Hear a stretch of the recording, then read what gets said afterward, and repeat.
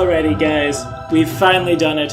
Happy Friday once again. The time has come definitively now for either the first or the last episode of the Dragon Empires of 5-Minute Tour with our timeline video, talking about the history of the place, talking about, that Imperial Lung Hua thing we've been referencing forever and ever and ever. Or, hey, welcome to this series. It's all filled out and it's here for you.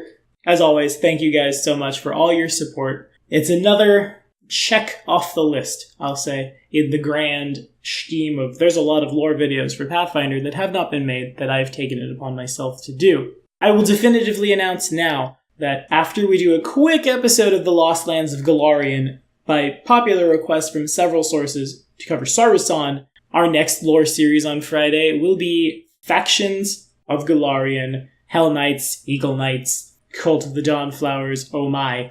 And if you have any requests for that series, you can go ahead and throw them in the comments. Remember to like and subscribe and ding that bell, or, you'll miss out on all this sweet content. And today, this first or last episode of the Dragon Empires of 5-Minute Tour was brought to you in part by Michael Baker. Michael, thanks so much for your help. Now, let's hit it.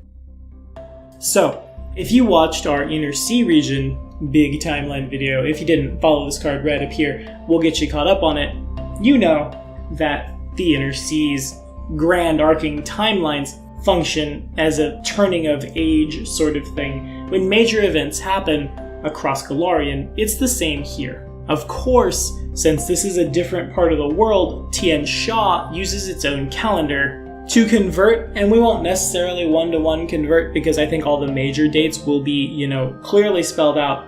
This calendar, the, of course, Imperial Calendar, or IC from the AR of Absalom reckoning, subtract 2500 from the year. So 4719, the current year in Golarion, would of course be 7219 in this timeline. Now, as I'm sure some of us know, the first major event to take place on Golarion was Earthfall, ushering in the Age of Darkness, aboleths calling down moons to kill the Aslanti, fun stuff.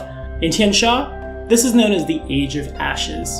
Tian Sha was not directly impacted by this catastrophe like the Inner Sea was, given, that made the Inner Sea. Powerful tsunamis, of course, reshaped the continent's coastline, and during this time, the Chenlun Mountains rose up in a storm of volcanoes. Ashes would blot out the sun for years, ushering in an impossibly long winter. The onslaught from the land, the sea, and air devastated the land, especially in the southern reptilian empire of Valashai. These ashes hung physically in the skies for years, but metaphorically they would loom for thousands more.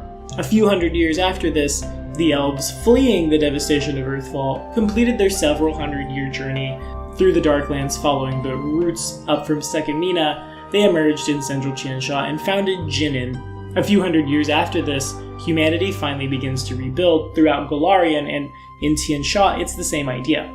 Humanity rises with shocking speed, though it's gonna take around 2,000 years before, unlike in the Inner Sea, the first human empire is founded. Partially because 500 years later, the first contract between humanity and the Nagaji would result in nameless war that would taint relations between both races for 2,000 years, because, you can't really establish an empire when you're killing each other dead. Right, that's fair. Several other humanoids would rise and fall during this time, namely in minus 384 IC, the first Khan rises to power in Hangal, a towering man known as Budugan, who was claimed to be a half-giant. When he was slain by his treacherous kin, the first Tianlaw tribe fractured into dozens of smaller, and it would be many centuries before a large tribe once again would rise on the tundras and steppes of Hangal.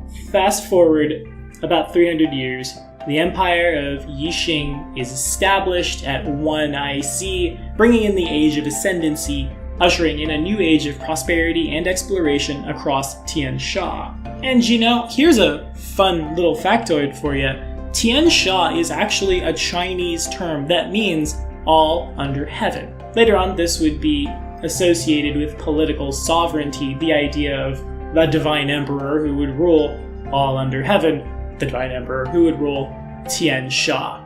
Yeah, fun, right? We've all learned something today. Over the next couple thousand years, the Tarrasque would do terrible Tarrasque things in the Inner Sea. The empire of Yixing would forge an accord with Nagajor, so we're not killing Nagaji anymore. Zahoy is founded. Flying cities cross the breadth of the Obari Ocean, try to cross the Wall of Heaven, fail, ope. Haunted clockwork soldiers emerge from the clicking caverns, etc., etc. But it doesn't really get any major noteworthy until 2600, when Shizuru bestowed her grace upon 5 mortal lines, which created imperial families who eventually would come to rule Minkai as emperors. The first of which, the Teikoku shogunate, established in 2612, set the precedent for what's known today as the First Kingdom of Minkai. About 100 years later, the samurai Zaokoyu and his kingdom were destroyed by the kami of the Forest of Spirits, which would permanently set Taikoku and later Minkai's northern border, because, let's not make the same mistake twice, right? During this time, Shiying would continue to expand, people would explore, cities like Goka and Chuya were founded. But the next real important part of the history of Tiansha, where it brings it over to the rest of the world and gets obfuscated for a while, happens in 3800, when Amaterasu Ogenhei establishes the trade route known as the Path of Ogenhei between Tiansha and Avestan over the crown of the world. Scandalized by this new method of connection to what was seen as barbaric lands, and remember they were back then, Tiansha has advanced a little faster. Eridan is still alive at this point. It's 1300 AR. So this is well before Taldor's Third Army of Exploration has conquered the northern shore of the Inner Sea. There's no Corridon. We've barely dealt with Tarbafon at this point, and Tiansha has found us. Of course, at that time, the Inner Sea was very barbaric. So the shogun of Taikoku ordered Ogenhei executed and destroyed what he thought were all of Ogenhei's maps, but the explorer had feared that this might happen to him and had stashed copies of maps and notes somewhere safe. These copies, and truly the map itself, would remain hidden for 3,000 years, but 8 years later, a Yixing junk known as the Resplendent Phoenix docked in Absalom.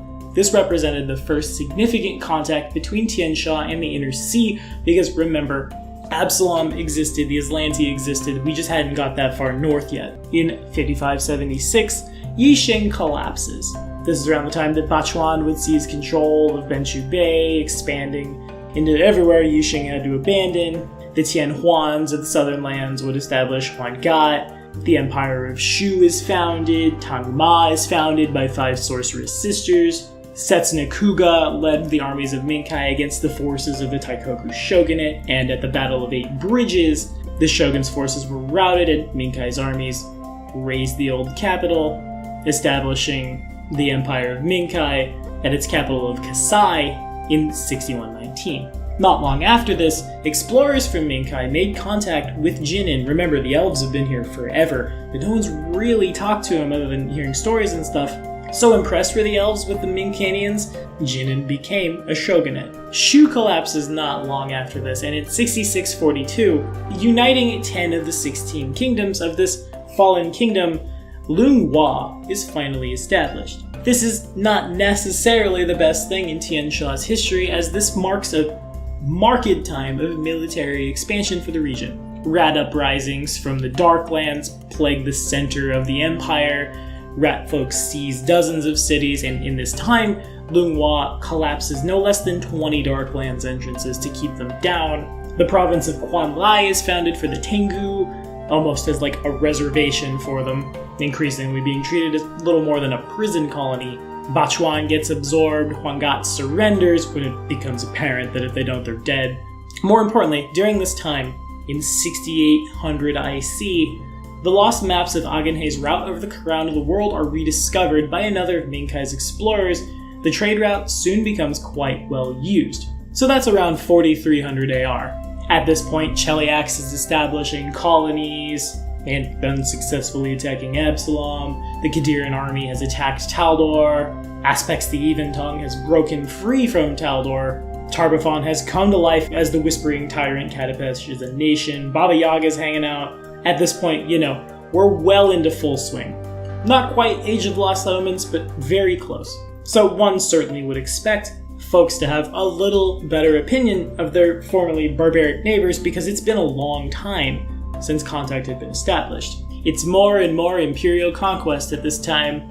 Years of war with Tangma eventually ends with Tangma being conquered. More of the same until 7106, when in the west, Eredin dies. In the east, this triggers not the Age of Lost Omens, but the Age of Succession, because when Eredin died, Lung Hua also collapsed. The government of Lung Hua just completely fell apart, splitting into religious, military, and traditional factions. These three factions each settle in Chuan, Lingshan, and Poli, Three Kingdoms China. But basically, this is when everything goes to pot in the Dragon Empires. Shenmen falls under control of the Jorgumo, Oni take control of Chuya, the Kraken appears in Wansho, the Hobgoblins of Kowling seize control of a bunch of stuff and, start doing lawful evil samurai things. Though, of course, in 7108, that is when Orfreya Amindar and her army arrive, defeating a dozen bandit warlords and renaming Kamikobu New Opara, eventually establishing Amindar. Also during this time, several Oni, known as the Five Storms, launched their plan in 7151 to take control of Minkai by escaping the House of Withered Blossoms in the Forest of Spirits. That next year, they complete the destruction or stealthy subjugation of 4 of Minkai's 5 royal families, leaving the Amatatsu family as the last holdout. Yet when the Oni turn their attention away, they discover the Amatatsus have fled Minkai over the crown of the world, and the rest is Jade Regent, spoilers. And that is basically where we leave the Dragon Empires. It's a pretty good mirror for what happens in the Inner Sea. Imperial expansion, empire falls apart, God dies, the world's gone to pot, monsters are everywhere, and it's up to our brave heroes, to find their place in it, to further subjugate it with conquest, reunite Lung Hua, start their own empires, etc., etc. Of course, with very different regions representing different real-life, mythological, and pop culture references of the Far East all over the place. To this day, the Dragon Empires remains very near and dear to my heart.